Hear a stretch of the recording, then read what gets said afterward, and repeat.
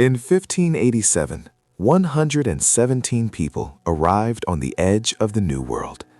They built homes. They raised families. They believed history would remember them. 3 years later, every single one of them was gone. No bodies, no battle, no final message. Only one word remained. This is not the story of a colony that failed.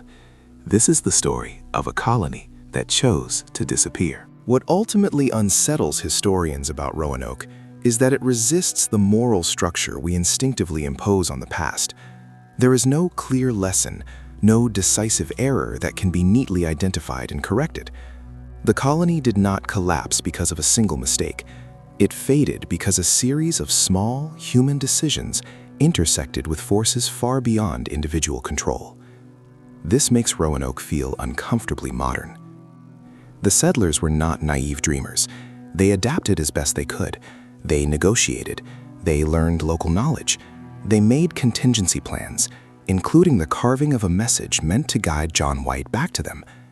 Everything they did suggests people who believed in continuity, that what they built mattered, and that someone would come looking. That belief was not unreasonable. It was simply wrong. John White's failure to return was not caused by neglect or indifference, but by global politics. Wars in Europe mattered more than lives in the New World. Supply lines were cut, priorities shifted. In that delay, the colony slipped past the point where rescue was possible. Roanoke demonstrates a brutal truth of history. Survival often depends less on preparation than on timing. When rescue finally came, it came too late, and left again just as quickly. White's final departure sealed the colony's fate in a deeper sense. Once he was gone, there was no longer a witness who could recognize what he saw. Even if the settlers had survived nearby, their world had already diverged from his. Recognition requires shared context, and that context had vanished. This raises a haunting possibility that the survivors of Roanoke may have watched English ships pass the coast in later years, choosing not to reveal themselves, not out of fear, but out of irreversibility. They were no longer colonists awaiting return. They were something else.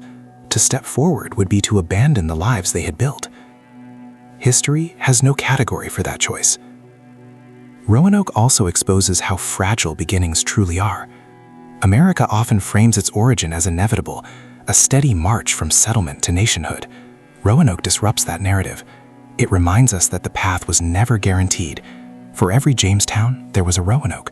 For every success that left records, there were failures that left only questions.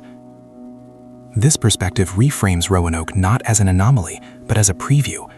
It foreshadowed the costs of colonization, the misunderstandings between cultures, and the lives that would be lost not to war, but to miscalculation and delay. Yet, despite all this, Roanoke endures not as a story of despair, but of ambiguity.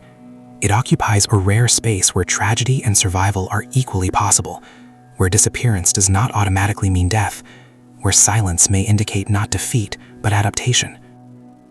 That ambiguity is unsettling because it denies closure. Closure allows history to move on. Roanoke refuses to let us do that. Instead, it lingers at the edge of the American story, a reminder that the past is not a completed archive, but a fractured one, that some lives pass through history without leaving a footprint deep enough to last. And perhaps that is the final unspoken truth of the Lost Colony, that the greatest mystery is not where the settlers went, but how easily human lives can slip beyond remembrance, leaving behind only a word carved in wood and centuries of unanswered questions. In the end, Roanoke forces us to confront an unsettling idea that disappearance does not always announce itself. It does not always come with violence, fire, or bloodshed. Sometimes it arrives quietly, through adaptation, compromise, and the slow reshaping of identity. And that form of disappearance is the hardest for history to accept. The Lost Colony unsettles because it refuses to be pinned down as a failure of courage or morality. The settlers did not act foolishly. They did not rebel. They did not leave behind evidence of despair. Instead, they made choices that prioritized immediate survival over long-term legacy. From a human perspective, that choice is understandable. From a historical one, it is unforgivable because it leaves no record. History prefers martyrs to survivors who change. This is why Roanoke continues to generate theories that lean toward violence or catastrophe. Massacres and secret attacks are easier to process. They preserve a sense of order, cause and effect, victim and perpetrator. Survival through erasure offers no such comfort. It suggests that history can simply lose people and keep moving. There is also the matter of responsibility. If the settlers were killed, blame can be assigned. If they vanished by choice or necessity, responsibility becomes diffuse. The crown delayed, the supplies never came, the land was misunderstood, the alliances were fragile. No single factor can be isolated. The disappearance becomes systemic rather than singular. That kind of failure is deeply uncomfortable. Modern America, in particular, struggles with Roanoke because it contradicts the myth of inevitable success. The nation prefers origins rooted in perseverance rewarded. Roanoke suggests perseverance can still end in silence, that survival does not guarantee recognition, that beginnings can be erased. And yet, Roanoke also offers a rare moment of humility in the historical record. It reminds us that the past is not obligated to explain itself. Evidence is not a promise. Truth is not always recoverable. Some stories pass out of reach, not because they are hidden, but because they were never meant to endure.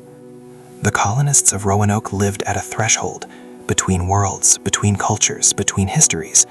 Once they crossed it, there was no path back that left footprints we could follow. Their disappearance marks that crossing.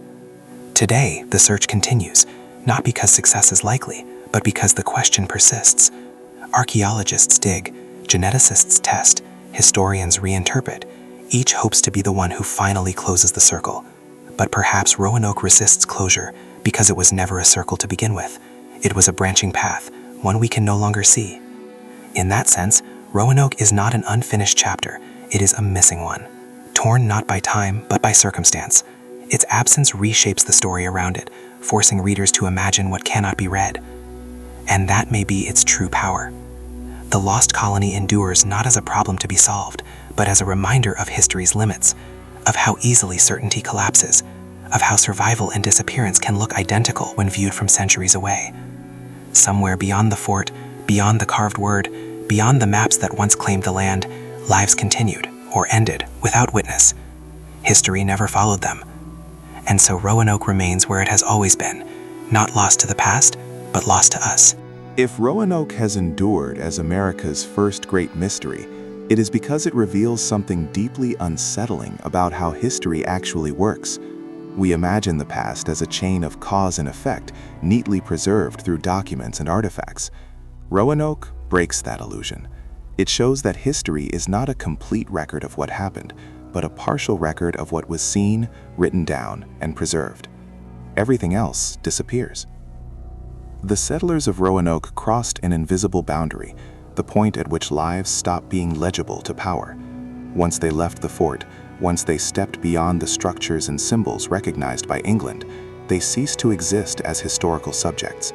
They became people without sponsors, without chroniclers, without a language that the future would read. In doing so, they slipped through the cracks of recorded time. This idea reframes the Lost Colony in a radical way. Instead of asking why the settlers vanished, we might ask why we expected them to remain visible at all. Most human lives in the 16th century left no trace. Roanoke stands out only because it briefly intersected with empire, and then escaped it. That escape, whether intentional or forced, complicates the narrative of colonization.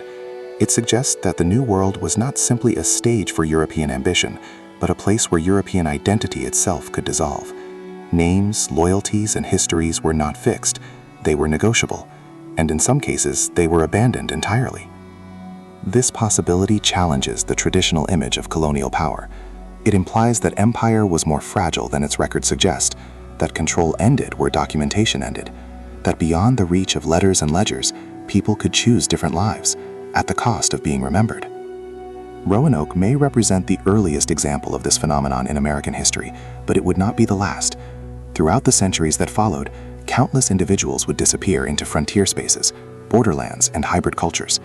Their lives mattered deeply to those around them, but not to history. The Lost Colony forces us to confront that imbalance. It also explains why no single discovery has ever solved the mystery. Each artifact, each theory, addresses only a fragment of the truth, because the truth, if it exists, is scattered across multiple outcomes, multiple lives lived in multiple ways. There is no single ending to uncover.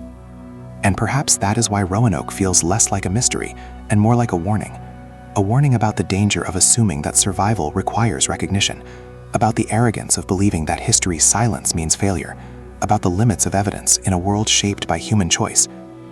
When we ask what happened to the Lost Colony, we are really asking something else. How many lives have passed through history without being counted? How many stories ended not with tragedy, but with transformation that left no trace? Roanoke does not answer these questions. It simply forces them into view. On Roanoke Island today, the land looks ordinary. Trees grow where the fort once stood. The shoreline has shifted. Time has erased the physical markers of the settlement. What remains is an idea, a moment when history faltered and the future refused to wait. The Lost Colony did not fail loudly. It failed quietly, slipping beyond the reach of explanation, and in doing so, it left behind one of the most enduring silences in the American past. A silence that still asks us to listen.